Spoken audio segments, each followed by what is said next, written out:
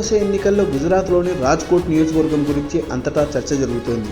ఈ లోక్సభ నియోజకవర్గంలో 20 లక్షల మంది పైగా ఓటర్లు ఉన్నారు. కేంద్ర మత్స్య పశుసంవర్ధక పాడి పరిశ్రమ శాఖల మంత్రి పురుషోత్తం రూపాల బీజేపీ తరపున బరిలో ఉన్నారు. కాంగ్రెస్ నుండి సీనియర్ నేత ఎమ్మెల్యే పరేష్ ధనానీని పోటీ చేస్తున్నారు. ఇక్కడ మరో ఆసక్తికర విషయం ఏంటంటే అభ్యర్థులిద్దరూ అమ్రేలీ జిల్లాకు చెందినవారు. రాజ్కోట్ లో తొలిసారి పోటీ చేస్తున్నారు. ఇద్దరు నాన్ లోకల్స్ కావడం విశేషం. గుజరాత్ లో బీజేపీకి తిరుగులేదని, ఈసారి కూడా గెలుస్తుందని కమలనాథులు ధీమా వ్యక్తం చేస్తున్నారు.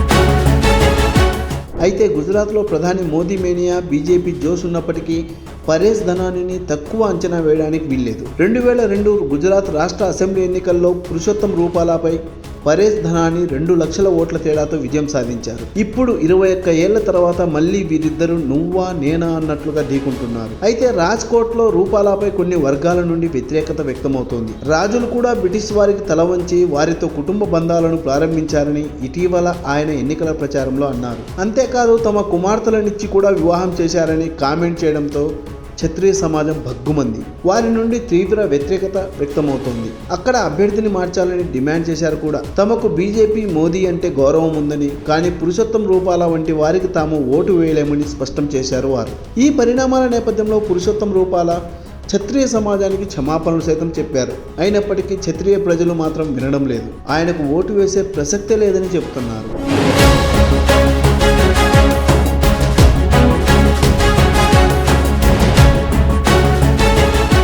తనపై వ్యతిరేకత పెరగడంతో పురుషోత్తం రూపాల రూట్ మార్చారు. కాంగ్రెస్ పై తనదైన శైలిలో విమర్శలు గుప్పిస్తున్నారు. రామ మందిర నినాదాన్ని ఎత్తుకున్నారు. జనవరిలో శ్రీరాముడి ప్రాణప్రతిష్ఠ కార్యక్రమానికి కాంగ్రెస్ పార్టీ హాజరు కాకుండా హిందువులను అవమానపరిచిందని ప్రచారాన్ని హోరెత్తిస్తున్నారు. విపక్షాలను విమర్శిస్తూనే రాజ్కోట్ అభివృద్ధిపైన మాట్లాడుతున్నారు. రాజ్కోట్లో కొత్త అంతర్జాతీయ విమానాశ్రయం, రాజ్కోట్ను అహ్మదాబాద్కి కలిపే 6 లైన్ల హైవే, అలాగే కొత్త all India institute of medical sciences వంటి వేగవంతమైన అభివృద్ధిని చూపిస్తున్నారు.